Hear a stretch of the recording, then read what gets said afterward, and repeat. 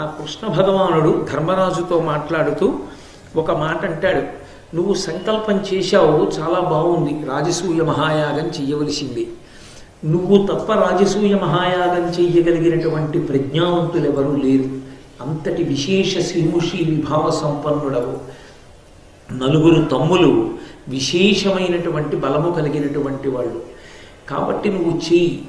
కానీ ఒక్కటి గుర్తుపెట్టుకో, రాజసూయ మహాయాగాన్ని సంకల్పం చేసి అన్ని దిక్కులకు 4 దిక్కులకు నీ నలుగురు తమ్ముళ్ళని పంపే ముందే రహస్యంగా ఒక వ్యక్తిని మట్టు పెట్టేయాలి. ఆ వ్యక్తిని మట్టు పెట్టకుండా రాజసూయ మహాయాగ సంకల్పం నువ్వు చేస్తే నెరవేరుతుందని నేను అనుకోను అన్నాడు. ధర్మరాజు గారు ఉలిక్కిపడ్డాడు. ఎవరా వ్యక్తి? అంత ప్రమాదాన్ని తెచ్చిపెట్టగలిగిన వాడెవరు? అంతటి బలసంపన్నుడెవరు? ఎందువల్ల అటువంటి పరిస్థితి ఉత్పన్నమైందో నాకు చెప్పవలసింది అని అడిగాడు. కృష్ణ పరమాత్మ చెప్పడం ప్రారంభం చేశారు. ఒకానొకప్పుడు పరశురాముడు క్షత్రియులందరినీ కూడా సంహరించాడు. అందరూ క్షత్రియుల్ని సంహరించినటువంటి కారణం చేత భూమి మీద 2 క్షత్రియ వంశాలు మిగిలిపోయాయి. ఒకటి ఇక్ష్వాకు వంశం, రామచంద్ర ప్రభువు పుట్టినటువంటి వంశం. రెండవది ఐల వంశం.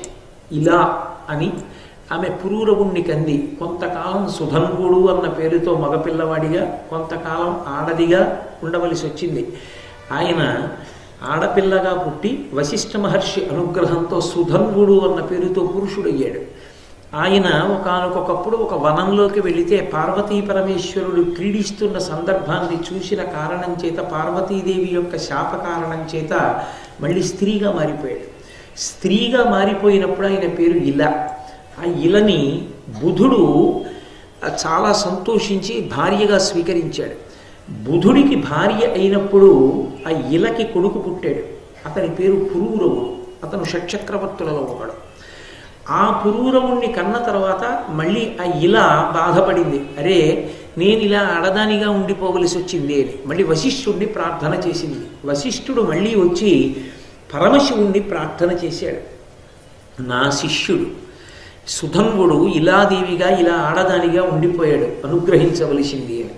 వశిష్ఠుని యొక్క కోరిక మేర ఆ పరమశివుడు మళ్ళీ అనుగ్రహించి ఆమెని పురుష రూపంలోకి మార్చాడు.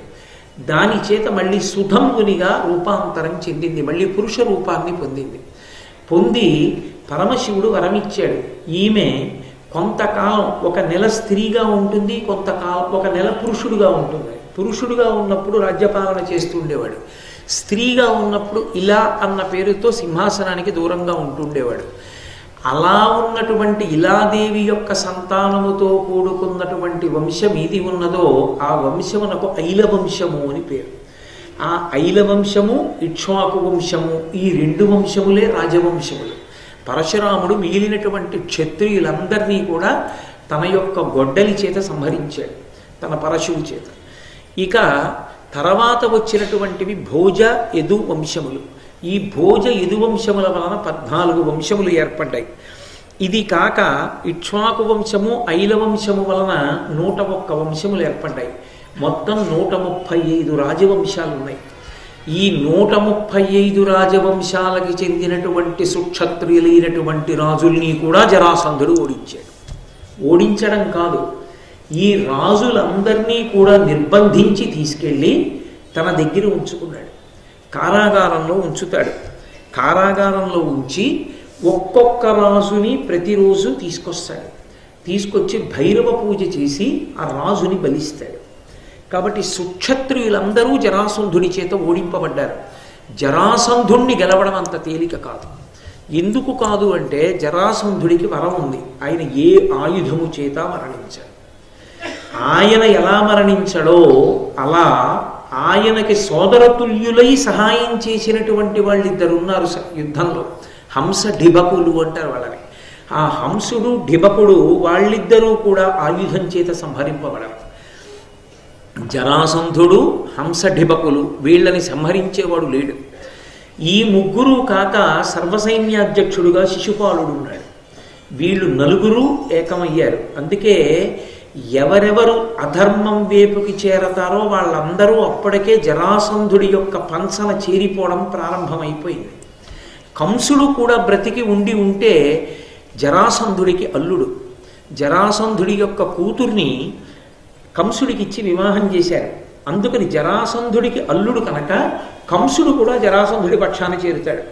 అప్పటికే శిశుపాలుడు చేరిపోయాడు, అప్పటికే హంసడిబకులు చేరిపోయారు, అప్పటికే జరాసంధుడు నాయకత్వం వహిస్తున్నాడు. ఆయనకి ఆయుధంతో మరణం లేదు. అది చాలదన్నట్టుగా ఈ కంసుడు కూడా వాళ్ళ పక్షాన చేరాడు. దేహబంధుత్వం అల్లుడు కూడా అయ్యాడు. అందుకని ఆయన కూడా చేరాడు. ఇంతమంది ఒక పక్కన చేరితే వీళ్లతో పాటు పూతన, శకటాసురుడు, తృణావర్తుడు మొదలైనటువంటి రాక్షసులందరూ చేరితే కురుక్షేత్ర సంగ్రామ సమయానికి ఎంత భయంకరమైన పరిస్థితి ఉత్పన్నమవుతుందో చూడండి. అందుకే కంసుణ్ణి చంపేశాడు కృష్ణ పరమాత్మ.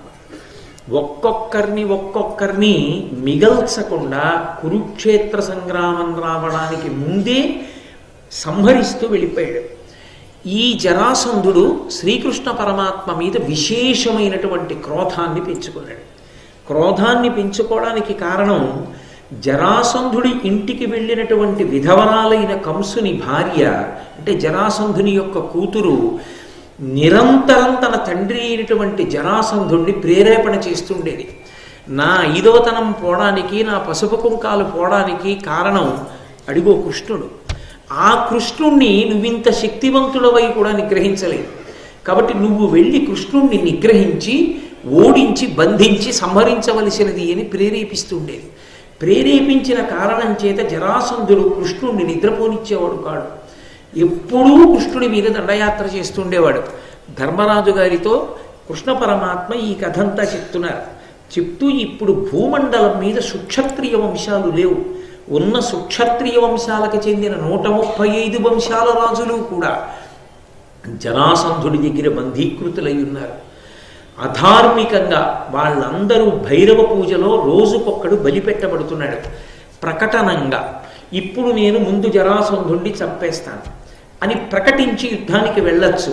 కానీ అలా ప్రకటించి యుద్ధానికి వెడితే జరాసంధుడి పనుపున చేరిపోవాలనుకున్న వాళ్ళందరూ చేరిపోతారు.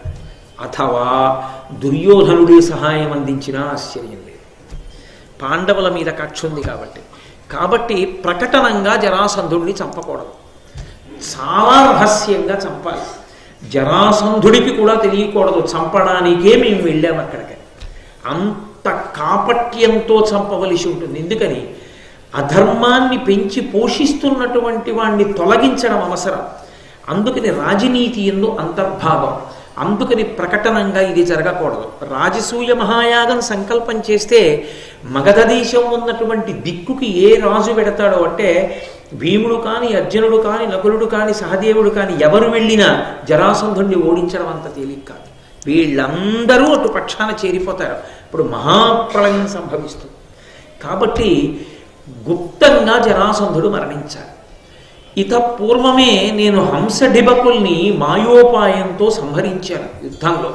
ఎలా సంహరించానంటావేమో, ఘోరరణంబులోన అధికున్ కృతబంధుజనాపకారు నీ దారుణలీల కంసు అతిదప్పితు చంపుట చేసి మహాక్రూరుడు కంసు భార్య తన కూతురుగావున దాని సంతత ప్రేరణ నాకు ఉపద్రవము పెక్కు విధంబుల చేసే ఈసునను.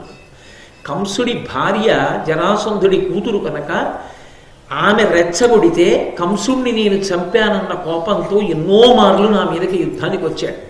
వచ్చినప్పుడల్లా ఆ జరాసంధుడికి సోదరతుల్యమైనటువంటి హంసడిబకులతో కలిసి వస్తుండేవాడు.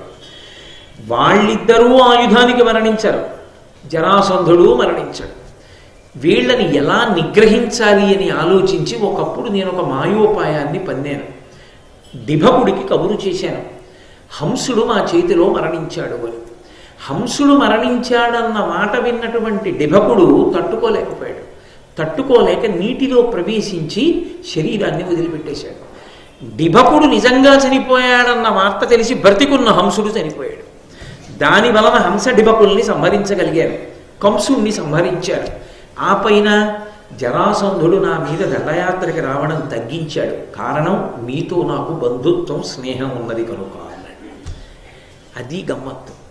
కృష్ణ భగవానుడికి కూడా పాండవుల రక్షణ ఉంది భారతంలో ఒకప్పుడు. అంటే ప్రకటనంగా ఆయన చంపగలిగిన వాడైన పరమేశ్వర తత్వం ఉన్న పాండవుల యొక్క సహాయం ధర్మ సంస్థాపన యందు భగవానుడికి అవసరమైంది అన్న మాటకు అర్థం ధర్మ సంస్థాపనకు వాళ్ళు భగవంతుడి చేతి పనిముట్లు కాగలిగారు. కాబట్టి నేను ఈ దండయాత్రల బాధ తట్టుకోలేక ప్రశాంతంగా ఉండడం కోసం ఒకానొకప్పుడు మధురా నగరాన్ని విడిచిపెట్టేసేసి కుశస్థలంలో రైవతకాద్రి అనబడేటటువంటి పర్వతం మీద ఒక గట్టి కోట నిర్మించుకుని అక్కడ ఉండడం మొదలుపెట్టారు. ఆ జరాసంధుడు చాలా భయంకరమైనటువంటి వ్యక్తి, చాలా క్రూరమైనటువంటి వ్యక్తి. అటువంటి క్రూరుడు దుర్మార్గుడైనటువంటి జరాసంధుడు ప్రతిరోజు కూడా ఉగ్ర పూజ చేస్తూ ఉంటాడు. ఖలుడు బృహద్రథాత్మజుడు గర్వితుడై మహిలోని రాజులను వెలుకురబట్టి తెచ్చి చెరబెట్టి గిరివ్రజమనం పురంబులో జొలయక నిత్య మొక్కుని సూనరివోలె వధించి నేమమున్ బలిమియు నేర్పణంగటకి భైరవ పూజయునర్చు నుగ్రుడై 138 రాజవంశాలకి చెందినటువంటి సుక్షత్రియులైనటువంటి రాజులందరినీ తీసుకెళ్లి కారాగారంలో పెట్టడమే కాకుండా ప్రతిరోజు ఉగ్రపూజ చేసి భైరవుడికి ఒక్కొక్క మహారాజుని తీసుకొచ్చి బలిపీఠం మీద కూర్చోబెట్టి సంహారం చేస్తాడు. దాని వలన ఎందరో రాజులు మరణిస్తున్నారు. ఈ అధార్మికమైనటువంటి వధని ఆపు చేయాలి. ఆపు చేసి ఆ రాజులందరినీ కూడా రక్షించాలి. ముందు జరాసంధుని సంహరించాలి. కాబట్టి నాతో పాటుగా భీముణ్ణి అర్జునుణ్ణి పంపించు. మేము ముగ్గురం బయలుదేరి ఆ జరాసంధుణ్ణి సంహారం చేస్తాం. కాబట్టి నాతో పంపవలసింది అన్నాడు. చాలా ఆశ్చర్యపోయాడు ధర్మరాజు. ఇంత గొప్పగా నువ్వు ఒక వ్యక్తిని సంహరించడానికి కాపట్యంతో మారువేషాలతో వెళ్ళవలసినటువంటి అవసరం ఉన్నదని ఉగ్గడిస్తున్నావంటే జరాసంధుడికి అసలు ఇంత భయంకరమైనటువంటి ప్రతాపం ఎలా వచ్చింది? ఎక్కడ నేర్చుకున్నాడు? ఏ గురువు దగ్గర అభ్యసించి ఉండి ఉంటాడు? అతనికి ఇంత బలం ఎక్కడిది? అట్టి అతిదారుణత్వము, అట్టి అజేయ భుజ విక్రమాధిక్యము వాడి ఎట్టి క్రియపడసే. అతని పుట్టిన విధి ఇట్లు చెప్పు పొలుపుగా నాకు. అంత అపారమైనటువంటి భుజ పరాక్రమమా? అంతటి విశేషమైనటువంటి దారుణత్వమా? పరాక్రమానికి క్రౌర్యం తోడైందా? లోకాలన్నిటినీ కూడా గడగడలాడిస్తున్నాడా? అసలు వాడు పుట్టుక ఎలా పుట్టాడయా జరాసంధుడు? ఇంత బలం ఎక్కడి నుంచి వచ్చింది? ఏది నాకు చెప్పు ఆ విశేషం కృష్ణ అని అడిగాడు. అడిగితే భీమసేనుడి వంక చూసి కృష్ణ భగవానుడు అన్నాడు, జరాసంధుడు ఎంత బలవంతుడు వదిలిపెట్టండి. నాతో పాటుగా భీమసేనుడు అర్జునుడు వస్తే జరాసంధుణ్ణి ఎలా మట్టు పెట్టాలో మార్గం నేను చెప్తాను. ఆ మార్గంలో జరాసంధుణ్ణి మట్టు పెడదాం. ఏమంటావు భీమసేన, బయలుదేరుదామా అని అడిగాడు.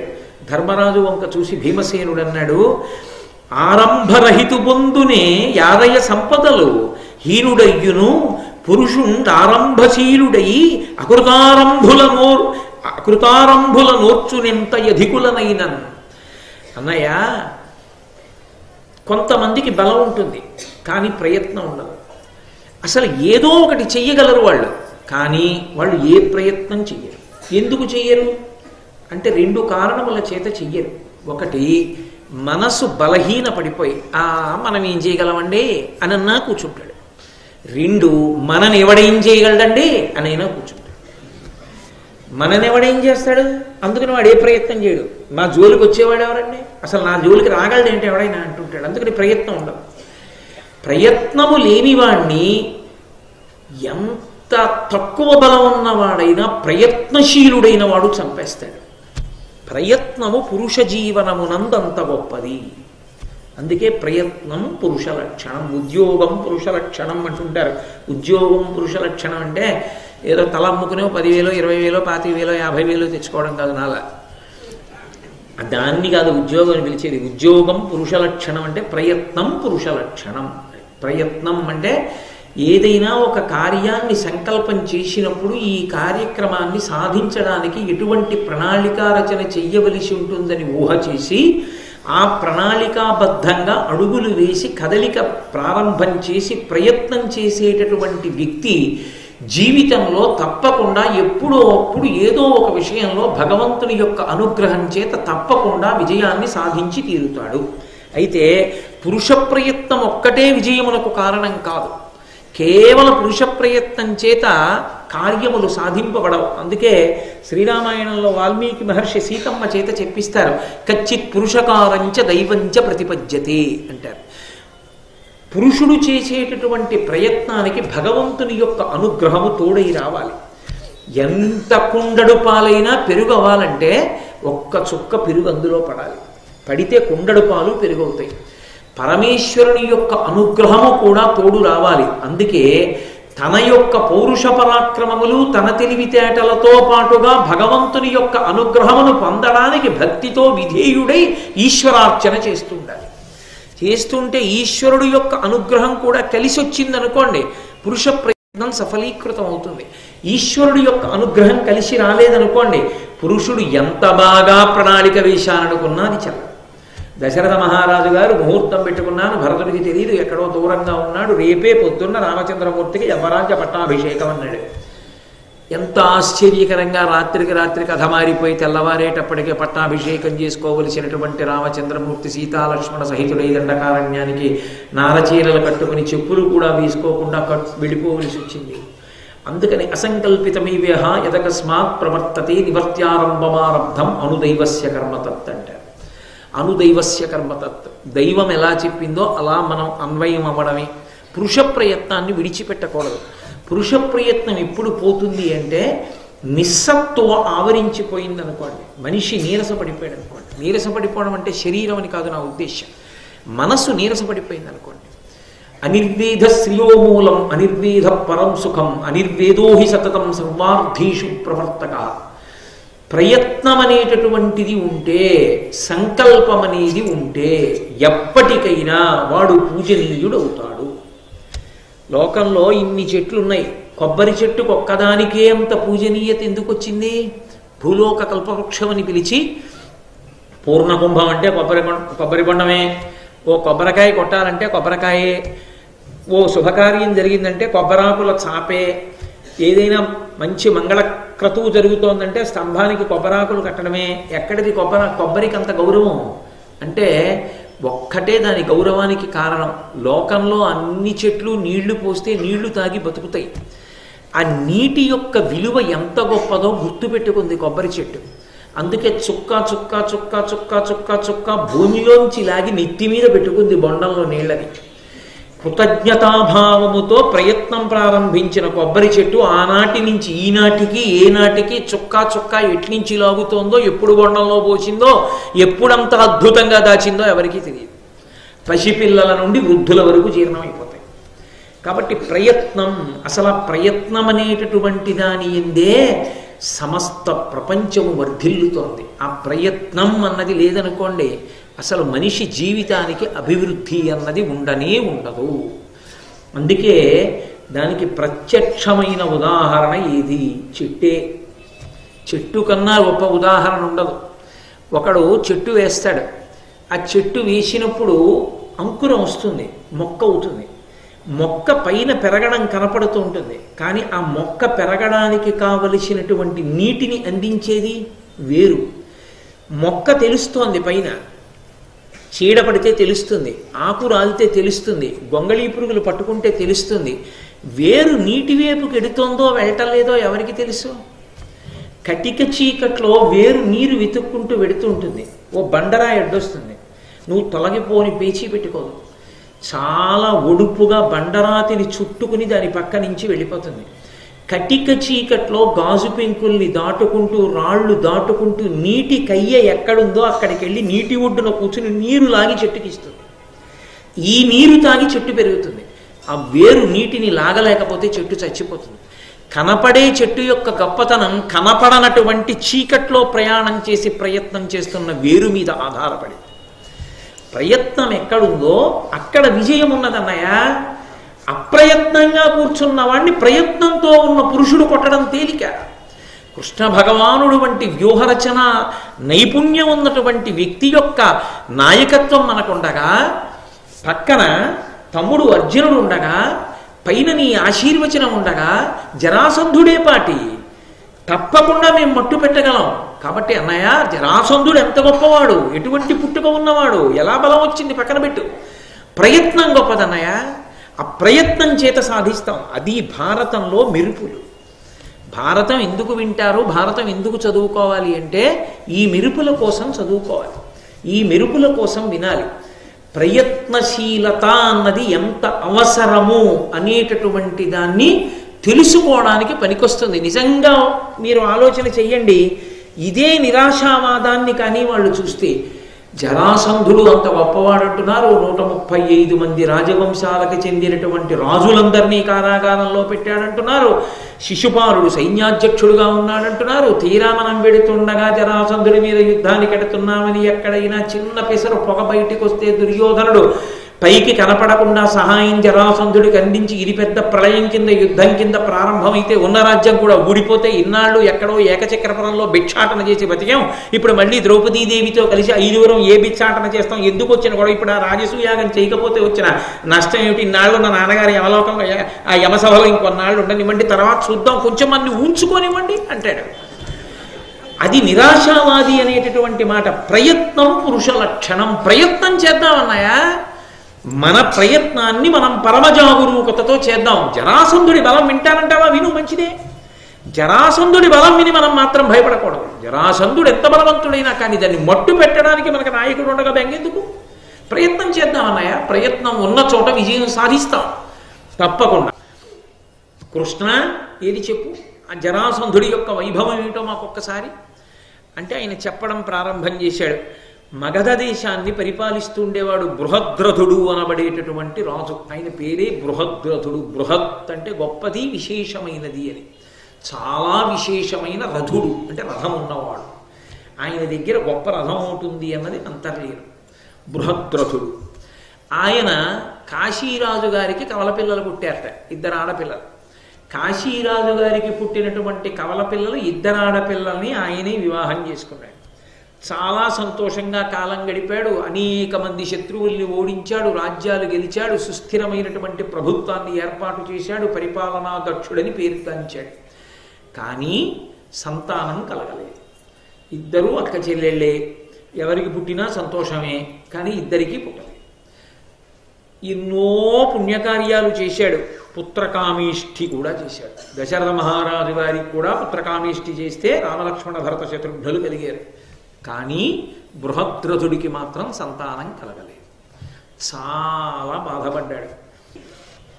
ఆయన ఒకనాడు అరణ్యానికి బయలుదేరి సంతానాపేక్షతో అరణ్యంలో ఉండేటటువంటి మహాతపస్వి అయినటువంటి మునిని సేవించాలని ఆయన కోరిక. ఆ విపినాంతరంబున నిరంతర నిష్ఠ అనంత మోక్ష కాంక్షావిధి ఒక్క బాల సహకార మహీజము క్రింద నుజ్జలత్పావకతేజుడై తపముపాయక చేయుచునున్న ధన్యు కాక్షీవతుగాంచే గౌతము నకిల్బిషమానసు చండకౌశికున్. చండకౌశికుడని గౌతమ వంశంలో ఉద్భవించినటువంటి ఒక మహానుభావుడు. ఆయన ముని. ఆయన ఎప్పటివాడో ఆ విపినాంతరంబున, ఆ అరణ్యం లోపల నిరంతర నిష్ఠ, విశేషమైనటువంటి నిష్ఠతో మోక్షకాంక్షా విధి, మోక్షమును పొందాలనే కోరికతో ఒక్క బాల సహకార మహీజము క్రింద, ఒక లేత ఆకులు కలిగినటువంటి మామిడి చెట్టు కింద కూర్చుని ఉన్నాడు. లేత ఆకులతో చెట్టు ఉంది అంటే దానికి పెద్ద పెద్ద కాయలుండే అవకాశం ఉండదు. మహీజము క్రింద నుజ్జలత్పావక తేజుడై తపముపాయక చేయుచునున్న, అపారమైన తేజస్సుతో తపస్సు చేసుకుంటున్నటువంటి గౌతమ వంశంలో జన్మించినటువంటి మహాపురుషుడైన చండకౌశికుడు అనేటటువంటి మునిని చూశాడు. ఆయన తేజస్సుని చూసి ఈ మహానుభావుణ్ణి సేవించాలనుకున్నాడు. ఆయనని సేవిస్తున్నాడు. ఆయన్ని సేవించడం అంటే ఏమిటంటుందండి? ఆయన తెల్లవారుసాములు లేచి బ్రహ్మముహూర్తంలో స్నానానికి ఎడతారు. ఆయన స్నానానికి ఎడుతుంటే ఆయన పంచె పుచ్చుకునేవాడు, ఆయన కమండలం పుచ్చుకునేవాడు. ఆయన స్నానం చేస్తే ఆయన బట్ట పిడిచి ఆరేసేవాడు. పొడి బట్ట ఆయనకి అందించేవాడు. ఆయన స్నానం చేస్తే సంధ్యావందనం చేసుకోవడానికి కమండలంతో నీళ్లు తెచ్చి అక్కడ పెట్టేవాడు, అర్ఘ్యపాత్ర పెట్టేవాడు. ఆయన సంధ్యావందనం అయిపోతే ఆయన వెనకాతలు బయలుదేరేవాడు. ఆయన ఏదైనా తిందామనుకుంటే కందమూలాలు తేనె అక్కడ సిద్ధం చేసేవాడు. రాత్రి ఆయన పడుకుంటే ఆయన కాళ్ళు ఒత్తేవాడు. ఎందుకు ఇలా చేస్తున్నావు ఆయన అడగలేదు, ఎందుకు ఇలా చేస్తున్నాను ఈయన చెప్పలేదు. సేవ చెయ్యడమే విధిగా చేస్తూ వెళ్ళిపోయాడు. అలా చెయ్యగా చెయ్యగా చెయ్యగా చెయ్యగా ఒకనాడు చండకౌశికుడు అడిగాడు, ఎంత గొప్ప సేవ చేశాట. ధరణీశ్వరుడం మునివరు పురాతనమునిన్ నిరాశు పుణ్యాత్మో నిరంతర కృత నియమ సపర్యా వరివస్యుండగుచు భక్తి వదలక కొలిచాను. ఆ ముని ఎటువంటి వాడు?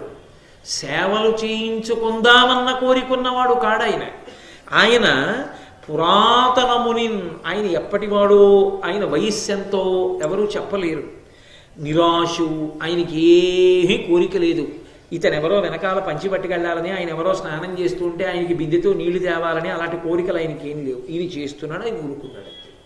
ఆయన మానేస్తే ఈయన ఏమనుకోడు, శుభం భూయాత్ అంటాడు. అటువంటి నిరాశు పుణ్యాత్ముడు, దానికి తోడు నిరంతర కృత నియమ సపర్యా వరివస్యుండు. అటువంటి మునికి నిరంతరం కఠోర దీక్షతో ఆయనకి సేవ చెయ్యడమే తన ప్రధానమైనటువంటి కర్తవ్యంగా పెట్టుకుని మహానుభావుడైనటువంటి ఈ రాజు బృహద్రథుడు ఆయన్ని సేవిస్తూనే ఉన్నాడు. అలా సేవించగా సేవించగా సేవించగా ఆయనకి అనుగ్రహం కలిగింది. నీకేం కావాలి అని అడిగాడు. అడిగితే మహారాజు అన్నాడు, నాకు రాజ్యం ఉంది, ధనం ఉంది, ఐశ్వర్యం ఉంది, సమస్త భోగభాగ్యములు ఉన్నాయి. ఇన్ని ఉన్నా పిల్లలు తొక్కని పక్క ఉంది ఇంట్లో, అది చాలా బరువుగా ఉంది. ఇంట పిల్లలు తిరిగితే ఆ ఆనందం వేరు, పిల్లలు లేరు. దాని మీద నాకు ఉన్నవన్నీ బరువుగా ఉన్నాయి. పిల్లలుంటే అన్నీ అనుభవించాలని ఆనందం కలుగుతుంది. మహాప్రభో నాకు సంతానాన్ని అనుగ్రహించమన్నాడు. ఆయన వెంటనే ధ్యానం చేస్తూ కూర్చున్నాడు మహర్షి. పైనుంచి ఒక మామిడి పండు ఒకటి ఆయన విశాలమైనటువంటి తొడ మీద పడింది. పడడం అంటే అదేదో గాలేసి పడలేదు, చిలక కొడితే పడలేదు, లేకపోతే అది పండిపోయింది కాబట్టి పడలేదు. ఈయన సంకల్పానికి పడింది.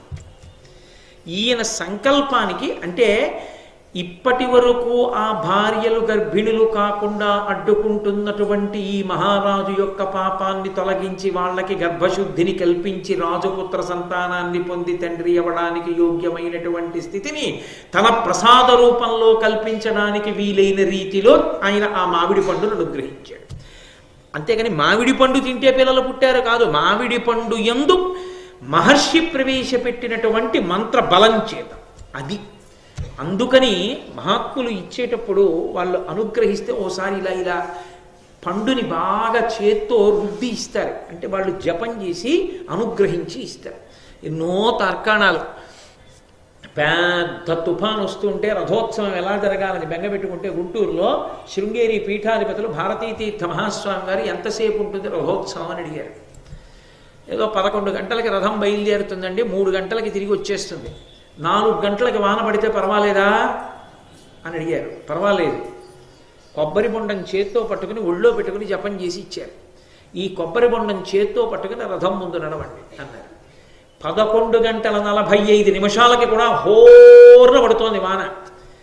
పీఠాధిపతులు చెప్పారు, నమ్మకంతో కొబ్బరి బొండం చేత్తో పట్టుకుని బయలుదేరారు. వెనక రథం ఖచ్చితంగా 12 వర్షం ఆగిపోయింది. 3 రథం వచ్చేసింది. 4 మళ్ళీ వానపడ్డం ప్రారంభమైంది. వారి శక్తి అంతే. ఆ మహాత్ములు సంకల్పం చేసి భగవంతుణ్ణి ప్రార్థన చేసి ధ్యానం చేసి చేత పూర్ణఫలాన్ని పట్టుకుని ఇచ్చారంటే ఆ శక్తి దాంట్లో ప్రవేశించి కార్యాన్ని నిర్విఘ్నంగా జరిగేటట్టు చేస్తుంది. కాబట్టి నేను అదే మీతో మనవి చేసేది, నమ్ముకున్న వాడికి నమ్ముకున్నంత. కొబ్బరికాయ పడితేను మామిడి పండు పడితేను పిల్లలు పుడతాయా అండి అన్నవాడికి పుట్టరు. ఎందుకు పుట్టరు అంటే ఒకటే కారణం, విశ్వాసము ప్రాతిపదిక. ఆ విశ్వాసము లేని చోట ఫలించవు. కాబట్టి ఆయన ఆ మామిడి పండు ఇచ్చాడు. ఇప్పుడు ఆ మామిడి పండు పట్టుకుని మహారాజు చక్కగా సంతోషంగా తన అంతఃపురానికి వెళ్ళిపోయాడు. వెళ్ళిపోయి ఆ మామిడి పండుని 2 భార్యలకి ఇవ్వాలి కదా మరి. ఎవరో ఒకళ్ళకిస్తే ఏం బాగుంటుంది, చిన్నగుచ్చుకుంటారు, పైగా అక్క చెల్లెళ్ళు కవల పిల్లలు. అందుకని ఆ పండుని మధ్యకి కోశాడు. కోసి 2 ముక్కలు చేసి ఇద్దరికీ చెరుకొక ముక్క ఇచ్చాడు, తినండి అన్నాడు. వాళ్ళిద్దరూ తిన్నారు. ఇద్దరూ గర్భిణులయ్యారు. మహాసంతోషాన్ని పొందాడు మహారాజు. ఇక వాళ్ళకి ప్రసవం అయ్యేటటువంటి కాలం ఆసన్నమైంది. ఇద్దరికీ ప్రసవం అయింది. ఒక మనుష్యుని యొక్క శరీరం సగభాగం పుట్టే ఇద్దరికి. సగం నుదురు, సగం ముక్కు, సగం నోరు, సగం గడ్డం, సగం కంఠం, సగం వక్షస్థలం, ఏదో సగం తొడ, సగం కాలు, అలా ఒక సగం ముక్క ఒకళ్ళకు పుట్టింది, ఒక సగం ముక్క ఒకళ్ళకు పుట్టింది. చూడగానే హడిలిపోయారు ఇద్దరు రాణులు. అరే, వీళ్ళు పూర్ణమైన శిశువులు కారు, ఇవి ముక్కలు. చూడ్డానికే పరమ భయంకరంగా ఉంది. ఈ ముక్కని రాజుని పిలిచి ఎలా చూపించాం, మాకు పుట్టిన బిడ్డలు వీళ్ళని అని కొద్దిగా కదులుతున్నాయి ఆ ముక్కలు. ఆ కదులుతున్నటువంటి ముక్కల్ని దాదులకిచ్చి తీసుకెళ్లి 4 వీధుల కూడల్లోకి విసిరేయండి అన్నారు. ఇద్దరు రాణులకు పుట్టినటువంటి బిడ్డల్ని పట్టుకుని, ఆ బిడ్డలంటే ఆ శరీరపు ముక్కలు 2 ముక్కల్ని పట్టుకుని దాదులు తీసుకెళ్లి 4 వీధుల కూడలిలో పారేశారు. అక్కడ ఒక రాక్షసి తిరుగుతూ ఉండేది, ఆమె నరభక్షకి, ఆమె తింటుంది వాటిని. అందుకని ఆ 4 వీధుల కూడలిలో పారేశారు 2 ముక్కల్ని. పడేస్తే జరా ఆ రాక్షసి పేరు. ఆవిడ వచ్చింది, అందరి దగ్గరికి వస్తుంది ఆవిడ, కానీ మన దగ్గరికి వస్తే భయపెడుతుంది. జరా అంటే వృద్ధాప్యం.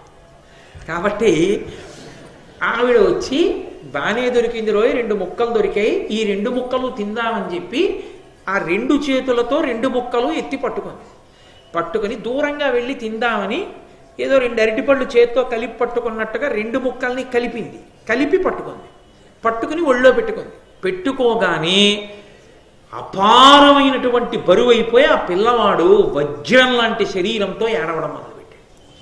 వాడు పిల్లవాడు అయిపోయాడు. తెల్లబోయింది ఆ రాక్షసి. ఆవిడికి ఆ మహారాజు వలన ఆ ఊళ్ళో అన్నం దొరుకుతోందని ఒక కృతజ్ఞత. అందుకని ఆమె ఆ పిల్లవాడిని పట్టుకుని గబగబా మహారాజు దగ్గరికి వచ్చింది. వింత చూశారు. పిల్లవాడు ఏడుస్తున్నాడు. దాదులు వచ్చారు, మహారాజు వచ్చాడు, రాణులు వచ్చారు. రాక్షసి చేతిలో ఉన్నాడు. చంపి తినేస్తుందేమో, అంతర్ధానం అయిపోతుందేమో అని చూస్తున్నారు. ఆమె అంతర్ధానం అవ్వలేదు. ఆ పిల్లవాడిని పట్టుకుని రాజు బృహద్రథుడి దగ్గరికి వచ్చింది. ఎత్తికొని చనంగా ఇమ్మగునట్లుగా మెదలుచున్న వ్రయ్యలదిమి 2 కూడబట్టే అవియు కూడి ఒండుంటితో చక్కనంటి 2 నొక్కటయ్యే. ఆ 2 కలిపి పట్టుకున్నప్పుడు 2 కలిపి ఒక్క పిల్లాడైపోయి ఏడవడం మొదలెట్టింది. ఆ రాక్షసి ఎత్తికొనన్ భారముగా వజ్ర కఠిన బంధు రతనుడై ధీరుడు బాలకుడేక్ష మహారవమున దాని చేతులాడకయుండన్. ఆ పిల్లవాడిని పట్టుకుని ఆవిడ వస్తూ ఉంటే క్షణానికి వాడు వజ్రంలా కఠినమైనటువంటి శరీరంతో బరువెక్కిపోతున్నాడు. ఎత్తుకోలేకపోతుంది ఆ రాక్షసి. అంత బరువైపోయాడు ఆ పిల్లాడు. అయిపోయి వాడు పెద్ద మహారవం, అంత రవం చేశాడు కాబట్టి రావణా అని పిలిచాడు ఆ పరమేశ్వరుడు. అప్పటి వరకు ఆ పేరు లేదు రావణాసురుడికి. వాడి పేరు పులస్త్య బ్రహ్మ. కానీ ఆ కైలాస పర్వతాన్ని ఎత్తుతున్నప్పుడు చేతులు కిందుండిపోతే శివుడు బొటన వేలుతో నొక్కినప్పుడు పెద్ద కేకలేశాడు. ఏమిట్రా ఇంత రవం, ఇంత అరుస్తున్నావు, రావణా అని పిలిచాడు. శివుడు నన్ను అలా పిలిచాడని వాడు రావణా అని పేరుట్టుకు తిరిగాడు. అదో సంతోషం ఒక్కొక్కడికి. కాబట్టి ఆ పిల్లవాడు బరువైపోతున్నాడు. ఆ పిల్లవాడిని పట్టుకొచ్చి రాజు చేతిలో పెట్టి, మహానుభావ, నువ్వంటే నాకు ఒక కృతజ్ఞత ఉంది. ఈ ఊళ్ళో అన్నం తిని బతుకుతున్నాను. నీకు ఏదైనా మంచి కానుక ఇవ్వాలనుకున్నాను. నా అదృష్టం ఇవాళ ఈ పిల్లాడు నా చేతిలో బతికాడు కాబట్టి నీకు ఇస్తున్నాను. ఇదిగో ఈ పిల్లవాడిని తీసుకో. ఆయన పిల్లవాడిని తీసుకుని పరమ సంతోషాన్ని పొందాడు. ఏమైపోనో ఈ పిల్లలు, 2 కుక్కలు విడుచుకుపోతే నీ చేతిలో పడ్డారు కాబట్టి సంధించావు, కలిపావు, బతికాడు. జరా అన్న రాక్షసి చేత సంధింపబడి 2 ముక్కలు కలిపితే బతికినవాడు కనుక ఈ పిల్లవాడికి నేను ఎవరి పేరు పెట్టను, నీ పేరు పెట్టుకుంటానని జరాసంధుడు అని పేరు పెట్టాడు. తండ్రి అయిన బృహద్రథుని చేత రాక్షసి యొక్క పేరు మీదుగా పెట్టబడిన పేరు కనుక ఆ పిల్లవాడికి జరాసంధుడు అని పేరు వచ్చింది. వీడు పెరిగి పెద్దవాడవుతున్నాడు. వాడు పెరిగి పెద్దవాడైతే ఎలా పెరిగి పెద్దవాడయ్యాడన్నారంటే నన్నయ్య గారు, ఈహిత విధానములలో కాహిత దుస్సహన తేజుడై వాడు మహోత్సాహముతో వర్ధిల్లే ఘృతాహతుల ప్రవృద్ధి నుండు అగ్నియపోలెన్. అగ్ని ప్రజ్వరిల్లుతుంటుంది, నెయ్యి పోస్తున్న కొద్దీ ఇంకా మంట పైకి లేస్తూ ఉంటుంది. అలా వాడు ఎలా వృద్ధిలోకి వచ్చాడంటే ఈహిత విధానములలో వాడేమనుకున్నాడో అలాగే చేసి. అంటే దాని అర్థం ఏమిటి? పెద్దలు చెప్పినట్లు కాదు, వాడు ఎలా అనుకుంటాడో అలాగే చేస్తాడు. వాడికి ఇది మంచి అనిపించింది అనుకోండి, అదే చేస్తాడు. అంటే వాడికి బలము మూర్ఖత్వము రెండు బయలుదేరాయి ఇప్పుడు. కాబట్టి ఈహిత విధానములో తాను ఎలా అనుకున్నాడో అలాగే చేసుకుంటూ వాడు వృద్ధిలోకి వచ్చాడు. వచ్చి ఆహిత దుస్సహన తేజుడై, అతని తేజస్సు సామాన్యమైన తేజస్సు కాదు. నన్నయ్య గారు ఒక పోలిక వేశారు. నదులు కదిలి కదిలి కదిలి కదిలి సముద్రంలో ఎలా కలిసిపోతాయో పరాక్రమవంతులం అనిపించుకున్న రాజులందరూ జరాసంధుడిలో అలా కలిసిపోయారు, ఓడిపోయిన కారాగారంలోకి పోయారు. అంతటి మహాతేజోమూర్తి, అంతటి పరాక్రమవంతుడు. అటువంటి వాడు మహోత్సాహముతో వర్ధిల్లే, అది ప్రమాదం. ఎప్పుడైనా జ్ఞాపకం పెట్టుకోండి, మనిషికి ఉత్సాహం ఉండాలి, మహోత్సాహం ఉండకూడదు. చెప్తున్నాడు శ్రీకృష్ణుడు ధర్మరాజు గారితో, అతనికి పార్వతీశుడైనటువంటి పరమేశ్వరుడి యొక్క వరం ఉంది జరాసంధుడికి. ఆ జరాసంధుడికి ఉమేషుడు వరం ఇచ్చాడు శివుడు, నువ్వు ఆయుధముల చేత సంహరింపబడవని. అందుకే అతన్ని చంపడం అర్జునుడికి కూడా సాధ్యం కాదు. అర్జునుడు గాంధీవం పట్టుకుని బాణం వెయ్యాలి. ఆయుధం లేకుండా చంపాలంటే మల్ల యుద్ధంలో చంపేయాలి.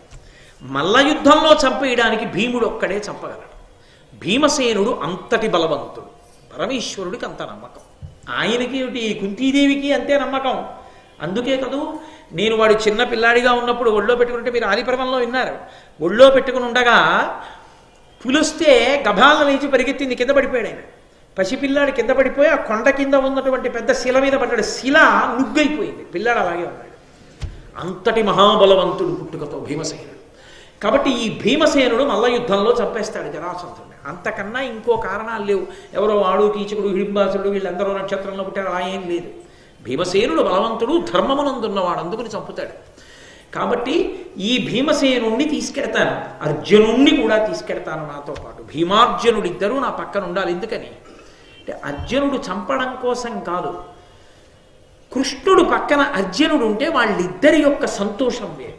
ఒక్కొక్క చోట ఒక ఇద్దరి మధ్య అలా కలుస్తుంది. అలా కలిసి ఎన్నో విజయవంతమైన కార్యక్రమాలు చేస్తారు. పరమేశ్వరుడు అలా కూరుస్తాడు వాళ్ళని. కృష్ణార్జునుల్ని ఎత్ర యోగేశ్వర కృష్ణో ఎత్ర పార్థో ధనుర్ధర తత్ర శ్రీ విజయోభూతి. ఎక్కడ కృష్ణుడు అర్జునుడు ఉంటారో అక్కడ విజయమే. అర్జునుడు వెనక్కి కూర్చుని కృష్ణుడు ముందు కూర్చున్నాడంటే సారథ్యంలో విజయమే. మహారాజు బ్రహ్మచారి వచ్చినప్పుడు లేచి నిలబడి నీకేం కావాలని అడుగుతాడు.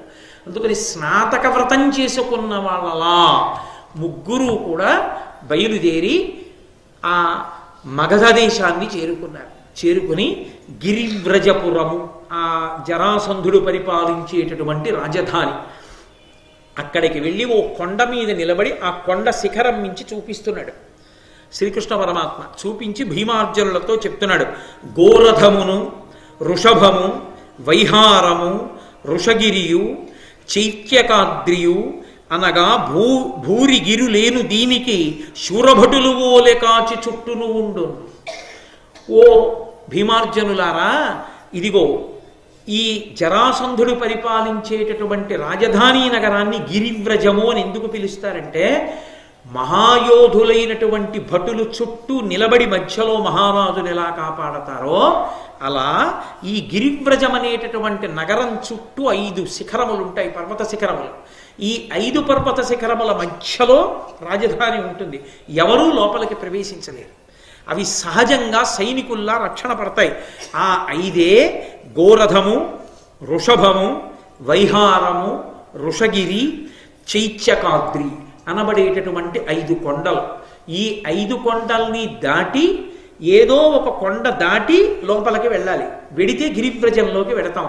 గిరివ్రజంలోకి వెళ్ళగానే జరాసంధుని యొక్క రాజధాని ప్రవేశం చెయ్యగానే మనం ఆయనకి హితులమో అహితులమో తెలిసిపోతుంది. అసలు మనం వెడదామనుకుని కొండ ఎక్కగానే తెలిసిపోతుంది. ఎందుకు తెలిసిపోతుందో తెలుసా భీమార్జనులారా? ఇక్కడ ఒక పెద్ద విశేషం ఒకటి ఉంది. గౌతమ మహర్షి ఈ వంశం వాళ్ళని అనుగ్రహించాడు.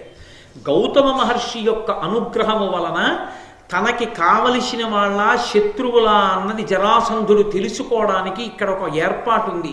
ప్రాచీనమైనటువంటి మగధరాదులు మానుషాదము అనబడేటటువంటి ఒక ఎద్దుని చంపారు. చంపి ఆ ఎద్దు చర్మాన్ని ఒలిచారు. ఒలిచి దానితో 3 ఢక్కలు నిర్మాణం చేశారు.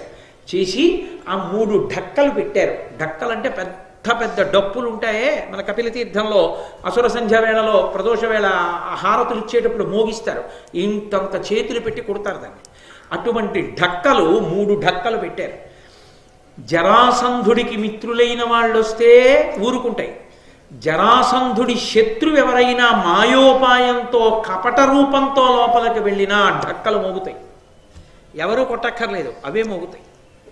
అవి మోగగానే జరాసంధుడు కనిపెడతాడు ఎవరో శత్రువు వస్తున్నాడని. కాబట్టి ఈ ఢక్కలు మోగకుండా ఉండాలంటే దాటితే కదా మోగుతాయి. ఈ ఢక్క దాటకుండానే ఈ ఢక్కల్ని బద్దలగొట్టేయాలి. వాటిని మన చేతులతో మన ముగ్గురు 3 ఢక్కల్ని బద్దలగొట్టాలి. అందుకొచ్చారు ముగ్గురు. ఇద్దరే వస్తే 3 ఢక్కల్ని ఒక్కసారి బదలగొట్టలేరు. ఇద్దరూ కలిసి ఇద్దరు కొట్టారనుకోండి, 3వది మోగేస్తుంది, తెలిసిపోతుంది. అందుకని ముగ్గురు వచ్చి 3 ఢక్కల్ని ఏకకాలంలో బదలగొట్టాలి. బదలగొడితే చర్మం చిరిగిపోతుంది, పైన ఉన్న ఆ తోలు చిరిగిపోతే ఇక ఢక్క మోగదు. అది చిరిగిపోయేటట్టుగా కొట్టాలంటే అంత కఠినమైనటువంటి వజ్రముల వంటి బాహువులు ఉన్న వాళ్ళై ఉండాలి. అందుకు తీసుకొచ్చాడు భీమార్జును. అది కృష్ణ భగవానుడి ప్రజ్ఞ అంటే. భగవంతుణ్ణి నమ్ముకున్న వాళ్ళకి భగవంతుడు అలా రక్షిస్తూ ఉంటాడు ఎప్పుడు. కాబట్టి దారుణ వజ్రచారు భుజదండములన్ బలవద్విచార గంభీరులు ధీరులాక్షణమభేరులు మూటిని వ్రచ్చి చైత్యక స్ఫార నితంబ దేశమును భగ్నము చేసి గిరివ్రజంబున ద్వారమునందు చొచ్చి రతిదర్పితులా యదు కౌరవోత్తముల్. వాళ్ళు ముగ్గురు వెళ్ళి ఆ ఢక్క వెనకాతల నుంచి 2 చేతులు పైకెత్తి దారుణమైన వజ్రంతో సమానమైన చేతులతో ఆ ఢక్కల్ని ఒకేసారి కొట్టారు. కొట్టే 3 ఢక్కల మీద ఉన్న చర్మం చిరిగిపోయి ఇంకా ఆ ఢక్కలు పనిచేయడం మానేశాయి. మనం రాజుని చంపడానికి వెడుతున్నాం జరాసంధుణ్ణి, కాబట్టి మనం రాజద్వారంలోంచి లోపలికి వెళ్ళకూడదు, పెరటి ద్వారంలోంచి వెళ్ళాలి. పెరటి ద్వారంలోంచి వెళ్ళాలి అంటే ఈ చైత్యమనబడేటటువంటి కొండని బద్దలగొట్టి వెళ్ళాలి. కాబట్టి ఈ కొండ మధ్య భాగాన్ని బద్దలు కొట్టి దాంట్లోంచి రంధ్రం చేసి అందులోంచి ఎడదాం, రండి బద్దలు కొడదాం అన్నాడు. కృష్ణుడు, భీముడు, అర్జునుడు వజ్రముల వంటి తమ చేతులతో ఆ కొండ బద్దల కొట్టి దారి చేసుకుని వెళ్ళారు లోపల. ఆ గిరివ్రజం అనేటటువంటి నగరాన్ని చేరారు. అంటే లోపల ఉద్దేశ్యం ఎలా ఉందో దానికి తగినట్టే అనుష్ఠానం ధర్మం. కాబట్టి పెరటి ద్వారంలోంచి లోపలికి వెళ్ళారు. సుందరకాండలో స్వామి హనుమ అద్వారేణ మహాబాహు ప్రాకారమభిపుప్లువే ప్రవిశ్య నగరీం లంకాం కపిరాజ హితంకర. ఆ రాజద్వారంలోంచి వెళ్ళడం మానేసి ఆ ఒక్కసారి ద్వారాన్ని పట్టుకుని ఆ గోడ నుంచి దూకి లోపలికి ఎడుతూ చక్రేధపాదం చవ్యంచా శత్రువునాం శతమూర్ధని ఎడంకాలు పెట్టి దిగుతారు. ఆ శత్రువు యొక్క తల మీద పాదం పెట్టి దిగినట్టే. నవవ్యాకరణ పండితుడు మహానుభావుడు కనుక అలా దిగారైన. అలా వీళ్ళు కూడా పృష్ఠభాగంలోంచి వెళ్ళారు. ఇంటికొచ్చిన వాడు మిత్రుడు అనుకోండి, ఇంటి యజమాని యొక్క శ్రేయస్సు కోరేవాడైతే రాజద్వారంలోంచి రావాలి. అందుకే రాజద్వారే రాజగృహే అంటారు. ఆ ఇంటి యజమానిని చంపాలన్న ఆలోచనతో ఉన్నవాడు అనుకోండి, శత్రువు అనుకోండి, పెరటి ద్వారంలోంచి వెళ్ళాలి. అందుకే వీధి తలుపు వేసేసి పెరట్లోంచి రండి అనకూడదు. అంటే వాడు ఇంటి యజమానిని చంపడానికి వచ్చిన వాడు శత్రువు అని గుర్తు. వీధి తలుపు తీసి వీధి తలుపులోంచే రండి అనాలి. వీధి తలుపు వేసేసి పెరట్లోంచి రండి అంటూ ఉండకూడదు ఎవరిని, వీధిలోంచే రమ్మనాలి. కాబట్టి వీధిలోంచి వెళ్లకుండా పెరటిలోంచి లోపలికి వెళ్ళారు. వెళ్ళి అక్కడ పుష్పాల్ని చందనాన్ని అమ్మేటటువంటి గృహాలు ఉన్నాయి. ఆ పుష్పాల్ని తీసుకుని దానికి ఒక లక్షణం ఉంది శాస్త్రంలో. నాకుండలి నాముకుటి నాస్రగ్వి నాల్పభోగవాన్ నా హస్తాభరణో నాపి విద్యతే నాప్యనాత్మవాన్ అని. పురుషుడు ఎలా ఉండాలి అంటే నిజానికి పూలదండ ఎప్పుడూ మెడలో వేసుకుని ఉండాలి. ఉపన్యాసం చెప్పేటప్పుడే కాదు, ఎప్పుడూ మెడలో పూలదండ ఉండాలి, ఎప్పుడూ పూలదండ ఉండాలి. చందనాన్ని అలదుకుని ఉండాలి. కాబట్టి ఆ మెడలో పూలదండలు వేసుకుని చందనాలంకారం చేసుకుని ఉండాలి. అది శ్రీమంతమైనటువంటి లక్షణం, చక్కటి లక్షణం అది. కాబట్టి వాళ్ళు ఆ పుష్పహారాలు తీసుకోవాలి, చందనం తీసుకోవాలి. వాళ్ళ ఇళ్ళకి వెళ్ళారు. వెళ్ళి వాళ్ళకి ఏదో ద్రవ్యం ఇచ్చి తీసుకోవడం కాదు, లేదా అయ్యా ఒక్క పూలదండ ఇప్పించండి, మీకు ఇవ్వడానికి ద్రవ్యం లేదని అడిగి తీసుకోవడం కాదు, అలా బ్రాహ్మణుడు పుచ్చుకోవాలి. డబ్బులు లేకపోతే లేవని భిక్షాటన చేసి పుచ్చుకోవాలి. వీళ్ళు అలా పుచ్చుకోలేదు. ఘోరాకారులు మాలాకార గృహంబులకు గంధిక గృహంబులకు తారరిగి మువ్వురు బలాత్కారంబునగొనిరి పుష్పగంధములప్పను. ఆ గంధం ఇచ్చేటటువంటి వాళ్ళింటికి, పుష్పమాలలు ఇచ్చే వాళ్ళింటికి వెళ్ళి మేము డబ్బు ఇవ్వం, మా దగ్గర లేదు కాబట్టి ఇమ్మని అడగం, ఇవ్వకపోతే చాలగొడతామని లాక్కున్నారు. లాక్కుని గంధం రాసుకొని మెళ్ళో పుష్పహారాలు వేసుకొని మంచి టీవీగా బయలుదేరి అంతఃపురంలోని గోశాల దగ్గరికి వెళ్ళారు. అంతఃపురం అంటే ఏదో మన ఇంట్లో గుమ్మం దాటగానే హాలు అలా ఏం ఉండదు. అబ్బో రాచనగరు అది ఎంత అద్భుతంగా ఉంటుందో. ఇప్పటికీ మీరు పెద్ద పెద్ద కోటలు, ఆ ఆగ్రా కోట, కృష్ణదేవరాయల వారి హంపి విజయనగరం కోట చూస్తే కళ్ళమ్మట నీళ్లే వస్తాయి అనుకోండి. అసలు ఆ కోటలు, గజశాలలు, ఆ వీధులు, ఆ దేవాలయాలు, ఆ రత్నాలు అమ్మినటువంటి అంగళ్ళు, ఆ దేవాలయంలో ఆ కృష్ణదేవరాయల వారి చిన్న భార్య చిన్నాదేవి నాట్యం చేస్తుంటే ఆవిడ లోపల నాట్యం చేస్తున్నప్పుడు ఒక్క కృష్ణదేవరాయల వారు మాత్రమే చూస్తూ పరదా పట్టుకుంటే స్తంభాల చుట్టూ, స్తంభాల బయటికి వాద్యకారులు కూర్చుని స్తంభాల మీదే ఆ 7 స్తంభాల మీద సరిగమ పదనిసలు పలికిస్తూ వాద్యాలు మ్రోగిస్తుంటే రాయల వారు దేవాలయంలో పరమేశ్వరుడి ముందు తన చిన్న భార్య చేస్తున్న నృత్యాన్ని చూస్తుండేవాడు. ఇప్పటికీ ముత్యాలు, వజ్రాలు, వైఢూర్యాలు రాసులు పోసి అమ్మినటువంటి అంగళ్ళు, పెద్ద పెద్ద అంగళ్ళ కొలను కనపడుతుంది.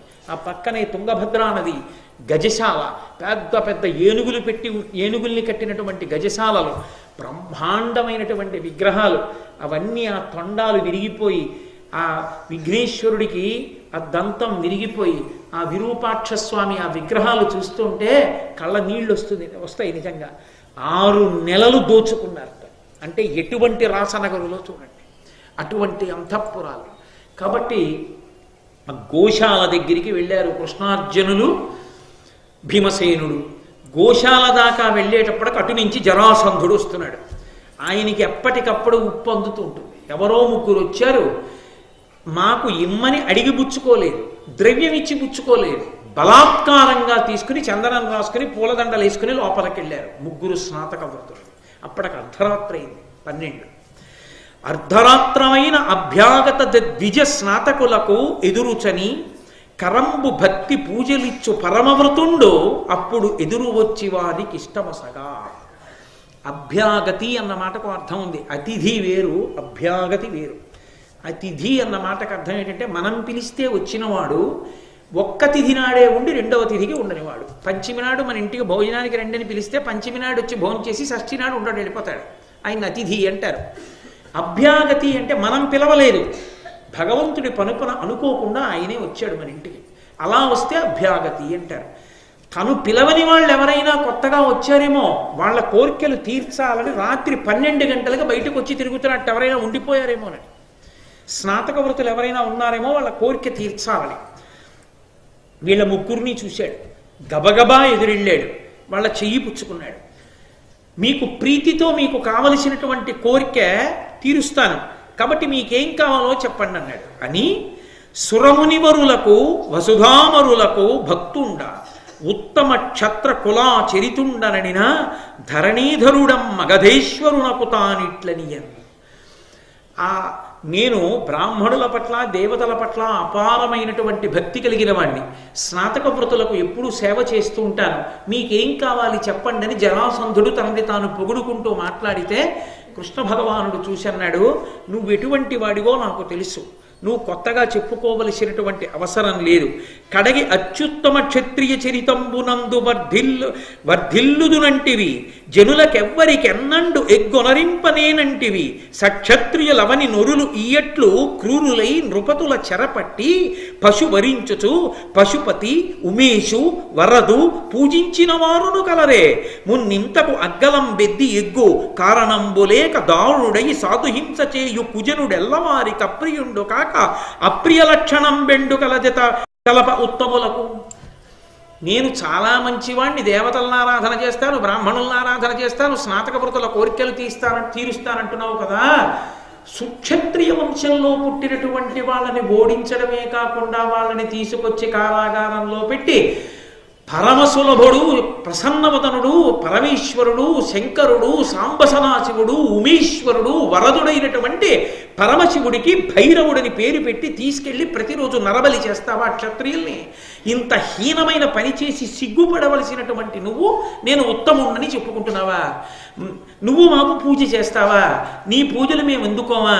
నీతో మాకు వైరం ఉంది కానీ నీతో మాకు స్నేహం లేదు. ఎందుకు స్నేహం లేదంటావా? ఎందుకు వైరం ఉందంటావా? ధర్మానికి వ్యతిరేకంగా ప్రవర్తించేటటువంటి వాడి పట్ల ధర్మంలో ఉండాలనుకున్న వాడికి వైరంగా ఇంకే ఉంటుంది? సహజంగా వైరం ఉంటుంది. దానికి కారణం ఇంకే ఉంటుంది. అందుకని నీ పట్ల మాకు వైరం ఉంది అంటే ఆయన అన్నాడు, ఎంతో మర్యాదగా వస్తున్నటువంటి మీరు స్నాతక వ్రతులైతే బలాత్కారంగా గంధాన్ని ఆ పుష్పహారాల్ని ఎందుకు తీసుకున్నారని అడిగాడు. అంటే మేము బ్రాహ్మణ స్నాతకులం కావు, మేము క్షత్రియ స్నాతకులం, కాబట్టి మా క్షాత్రధర్మం మాది, మేము బలాత్కారంగా తీసుకుంటాం భుజబలం చూపించి. అయినా ఇక్కడ వరకు వచ్చింది కాబట్టి చెప్తున్నాను. నేను శ్రీకృష్ణుడిని, ఇతను అర్జునుడు, ఆ పక్కన ఉన్నవాడు భీమసేనుడు. మేము ముగ్గురం నిన్ను చంపడానికే వచ్చాం. ఖచ్చితంగా భీమసేనుడు నిన్ను చంపేస్తాడు. కాదంటావా? నీ చెరసాలలో నువ్వు ఉంచినటువంటి నిర్బంధించినటువంటి కొన్ని వేల మంది రాజులందరినీ కూడా విడిపించి శరణాగతి చేస్తే నిన్ను విడిచిపెట్టేస్తాం అంటే ఆయన అన్నాడు, నేను ఏ తప్పు చేశానని విడిచిపెట్టాలి? అది మహోత్సాహం అంటే. ఒకడు చెప్తే వినే లక్షణం లేకపోవడం, చేసిన పొరపాటు ఎప్పటికీ గుర్తించలేకపోవడం. కాబట్టి నేనే తప్పు చేశాను? నేను ఏ తప్పు చేయలేదు. నా క్షాత్రధర్మంతో ఓడించాను, తీసుకొచ్చాను. నేను భైరవ పూజ చేస్తాను, అందుకని భైరవ పూజలో బలిస్తాను. మీరు చెప్పారని ఎందుకు విడిచిపెడతాను? ఇలాగే బలిస్తాను రాజులందరినీ. సరే చూసి నిన్ను చంపడానికి వచ్చాం కాబట్టి మేము ఖచ్చితంగా నిన్ను చంపే పెడతామన్నాడు కృష్ణ పరమాత్మ. అంటే జరాసంధుడు అన్నాడు, సరి మంచిది, మీరు నాతో యుద్ధానికే కదా వచ్చారంటున్నారు. సమకట్టి సైన్యంబుతో నుండే తొడరి మీ మువ్వుర తోడ నుండే ఇద్దరతో నుండే నెక్కటి యొక్కనితో నుండే పొడిచెద దౌర్బలమున నే ఆయుధంబున నిమ్మైపోరంగా నిష్టమయ్యది ఉత్సహింపొడినిన ఒక్కనితో బల్గు రుద్ధతులైపూని యుద్ధంబు చేయుట ఉచితమగునే అధిక బాహుబలులమైన మా మువ్వరయందు ఒక్కరిని మహాబలాఢ్యుని కోరికొనుము వాడు ఘోరాజిలో నిన్ను మొనసి మల్ల యుద్ధమున జయించు. ఆయన అన్నాడు, మీరు ముగ్గురు వచ్చారు నాతో యుద్ధం చేస్తానని. మీలో ఒకడు చేస్తాడా? ఇద్దరు చేస్తారా? ముగ్గురు చేస్తారా? మీ సైన్యం ఏమైనా ఉంటే మీ సైన్యం నా సైన్యంతో చేస్తుందా? ఎలా చేద్దాం యుద్ధం చెప్పండి, మీ ఇష్టమే అన్నాడు. అది అత్యుత్సాహం అన్న మాట యొక్క లక్షణం అలా ఉంటుంది.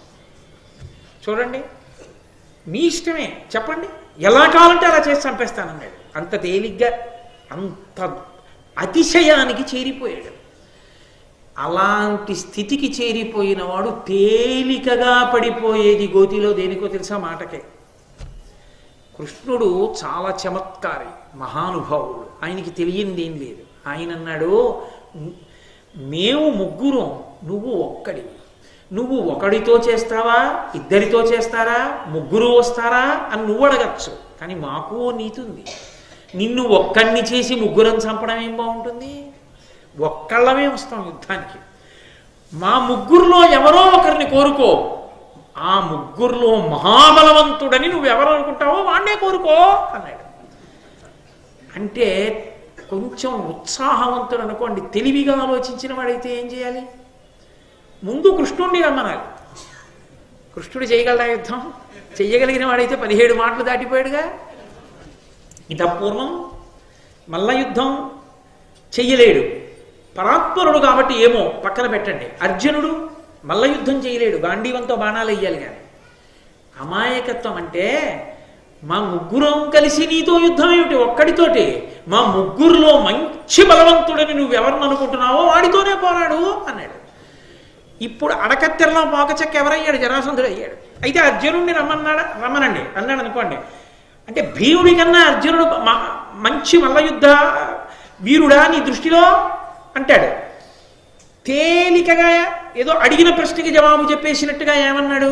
మీ ముగ్గురులో మల్ల యుద్ధంలో మహాబలవంతుడు కాబట్టి భీమసేనుడిని రమ్మనండి అన్నాడు. తన మృత్యువుని తాను కౌగులించుకున్నాడు. ఎవడు కోరమన్నాడు? అది మహోత్సాహం అన్న మాటకు అర్థం. ఆలోచన తక్కువ, ఉత్సాహం ఎక్కువ. దానివలన ఏమైంది? ప్రమాదం దగ్గరికి వెళ్ళి ఇప్పుడు యుద్ధం ప్రారంభం అవుతుంది. ఉన్నవాడు ఊరుకున్నాడా? అమంగళకరమైనటువంటి పనులు కొన్ని చేస్తుంటారు కొంతమంది.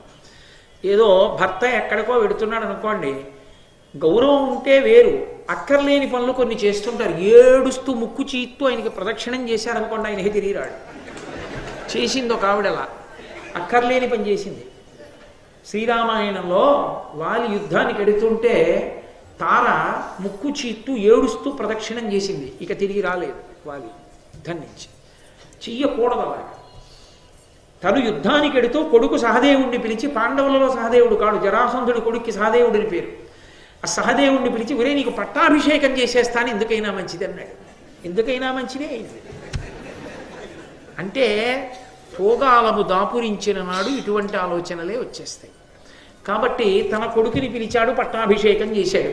పట్టాభిషేకం చేసి రాత్రింబవళ్ళు ఎడతెరిపి లేకుండా కార్తీక మాస శుక్లపక్ష పాడ్యమి నాటి తెల్లవారుజామున యుద్ధం మొదలుపెట్టి త్రయోదశి నాటి రాత్రి వరకు కొట్టుకున్నారు ఇద్దరు. 13 రోజులు రాత్రి పగలు ఎడతెరిపి లేకుండా భువన భోంతారాళములు బర్దలైపోయేటట్టు అంత పెద్ద అరుపులు అరుస్తూ ఇద్దరు మల్ల యుద్ధంలో పట్లేసుకుంటూ కొట్టుకుంటూ యుద్ధం చేస్తున్నారు. ఈశ్వరుని కృప ఎటుందో, ధర్మం ఎక్కడుందో అక్కడ బలం పెరుగుతుంది, ఎక్కడ ధర్మం లేదో అక్కడ బలం క్షీణించిపోతుంది. కాబట్టి జరాసంధుని యొక్క బలం క్షీణించిపోయింది. త్రయోదశి నాటి రాత్రి యుద్ధంలో అంత ఉత్సాహంగా లేడి, ఇంకా నీరసపడిపోయాడని గుర్తించాడు కృష్ణ పరమాత్మ. గుర్తించి భీమసేనుడి వంక చూసి అన్నాడు, విరహిత సత్వుడయ్య ప్రతివీరుడు వీని అశేష దారుణీశ్వర నికరాపరాధు అతి సాహసికున్వధించి నీ భుజ స్థిరత ఎలర్ప అయ్యి నిలదేవు బలంబున నీ బలంబు భాసురముగమాకు చూపుము విశుద్ధ యశోదిది మరుతత్మజ. ఓయ్ అవతలవాడు బలహీనుడైపోయాడు. ఓయ్ భీమసేన, నువ్వెవరివి? వాయుపుత్రుడివి. మీ నాన్న బలం ఎటువంటిది? ఇంతసేపా మీ నాన్న ప్రభంజనుడయ్యాడా? ఒక్కసారి గట్టిగా వీస్తే మహావృక్షములు కూకటి వేళ్లతో లేచిపోతాయి. అటువంటి మారుతాత్మజుడవు, వాయుపుత్రుడివి. అవతలవాడు నీరసపడిపోయాడని ఏమిటి మెల్లిగా యుద్ధం చేస్తున్నావు? ఎత్తి తిప్పి విషరవతలబారే చంపవతలబారేవయ్యా. నీ భుజబలం ఏమిటో, నీ తండ్రి గొప్పతనం ఏమిటో ఇవాళ మాకు కనపడాలి, చేయి యుద్ధం అన్నాడు. అది ఉత్సాహపరచడం. అవతలవాడి బలహీనత చెప్పాడు, యువతలవాడి యొక్క బలం ఏమిటో చెప్పి ఉత్సాహపరిచాడు. వెంటనే ఆ భీమసేనుడు అతనిని పట్టి ఎత్తి నిహతాహిత వీరుడు వాని ముక్కునన్ వాతను కర్ణరంధ్రముల వారక చోణిత ధారలొల్కగా వాతసుతుండి వీచ శతమారములుద్ధత చండమాత సంఘాత వివర్తమాన తృణఖండ సముండగు చుండమాగధున్. ఆ జరాసంధుణ్ణి ఒక్కసారి ఎత్తి పైకెత్తి పట్టుకున్నాడు.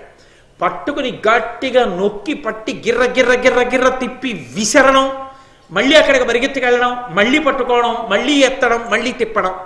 ఇలా తిప్పి విసురుతుంటే ఒకేసారి ఆగకుండా 100 పర్యాయములు విసిరేట్టలాగా విసిరితే అతని ముక్కుల వెంట పెద్ద రక్తధారలు బయటకు వస్తున్నాయి, నోటి వెంట రక్తధారలు వస్తున్నాయి. ఆ రక్తధారలు వచ్చేట్టుగా విసురుతున్నాడు, వెడుతున్నాడు, ఎత్తుతున్నాడు, మళ్ళీ తిప్పుతున్నాడు, మళ్ళీ విసురుతున్నాడు. ఆయన బ్రతికే ఉన్నాడు జరాసంధుడు. ఇంకా యుద్ధానికి సిద్ధం అవుతూనే ఉన్నాడు.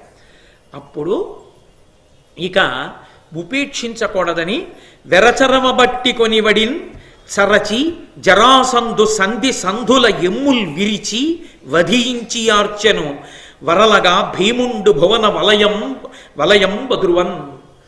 భూమండలమంతా దద్దరిల్లిపోయేటట్టుగా ఆ నేల మీద పడిపోయినటువంటి జరాసంధుణ్ణి మెడపట్టి పైకెత్తి తన పిడిగుద్దులతో కీళ్లు ఎక్కడెక్కడ కలుసుకుంటాయో ఆ సంధిబంధముల మీద గుద్దుతుంటే అక్కడ ఉన్నటువంటి ఎముకలన్నీ విరిగిపోయి నుగ్గైపోయేట.